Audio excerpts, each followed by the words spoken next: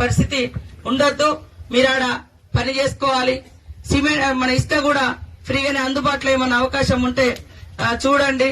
DFO గారితో మాట్లాడండి. Collector గారు ఇసుక కూడా ఫ్రీగానే ఇస్తాను కాబట్టి వాళ్ళు ట్రాక్టర్లు పెట్టుకుని తెచ్చుకుంటే ఒక ఇంటికి ఎంత ఇసుక పడుతుందో ఒక లిస్టు రాసి వాళ్ళకు ఒక చిట్టి మీద సర్టిఫికెట్ ఇచ్చేస్తే వాళ్ళు తెచ్చుకుంటారు.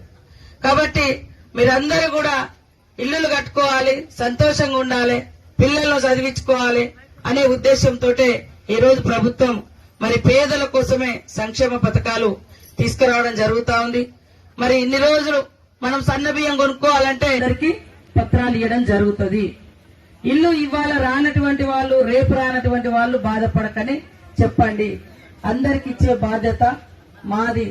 ఈ మండలాల మీద కూడా మీ బాధ ఏంది, మీకు ఎట్లా వ్యవస్థ సరిగా వ్యవసాయాలు ఉండవు, పంటలు ఉండవు, ఇబ్బంది ఉంది కాబట్టి అది కూడా మాకు తెలుసు. తప్పకుండా ఎక్కువ ఇల్లులు కూడా పెడతా ఉన్నాం, ఎక్కువ మందికి వచ్చేటట్టుగా. మీరందరూ కూడా సంతోష పరిస్థితి ఉండొద్దు. మీరు ఆడ పని చేసుకోవాలి. సిమెంట్ మన ఇసుక కూడా ఫ్రీగానే అందుబాటులో ఏమన్నా అవకాశం ఉంటే చూడండి. డిఎఫ్ఓ గారితో మాట్లాడండి. కలెక్టర్ గారు ఇసుక కూడా ఫ్రీగానే ఇస్తాను కాబట్టి వాళ్ళు ట్రాక్టర్లు పెట్టుకుని తెచ్చుకుంటే ఒక ఇంటికి ఎంత ఇసుక పడుతుందో ఒక లిస్టు రాసి వాళ్ళకు ఒక చిట్టి మీద సర్టిఫికెట్ ఇచ్చేస్తే వాళ్ళు తెచ్చుకుంటారు. కాబట్టి మీరందరూ కూడా ఇల్లులు కట్టుకోవాలి, సంతోషంగా ఉండాలి, పిల్లలను చదివించుకోవాలి అనే ఉద్దేశంతో ఈ రోజు ప్రభుత్వం మరి పేదల కోసమే సంక్షేమ పథకాలు తీసుకురావడం జరుగుతా ఉంది.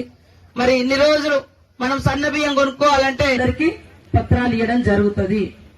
ఇల్లు ఇవాళ రానటువంటి వాళ్ళు, రేపు రానటువంటి వాళ్ళు బాధపడకని చెప్పండి. అందరికి ఇచ్చే బాధ్యత మాది. ఈ మండలాల మీద కూడా మీ బాధ ఏంది, మీకు ఎట్లా వ్యవస్థ సరిగా వ్యవసాయాలు ఉండవు, పంటలు ఉండవు, ఇబ్బంది ఉంది కాబట్టి అది కూడా మాకు తెలుసు. తప్పకుండా ఎక్కువ ఇల్లులు కూడా పెడతా ఉన్నాం, ఎక్కువ మందికి వచ్చేటట్టుగా. మీరందరూ కూడా సంతోషంగా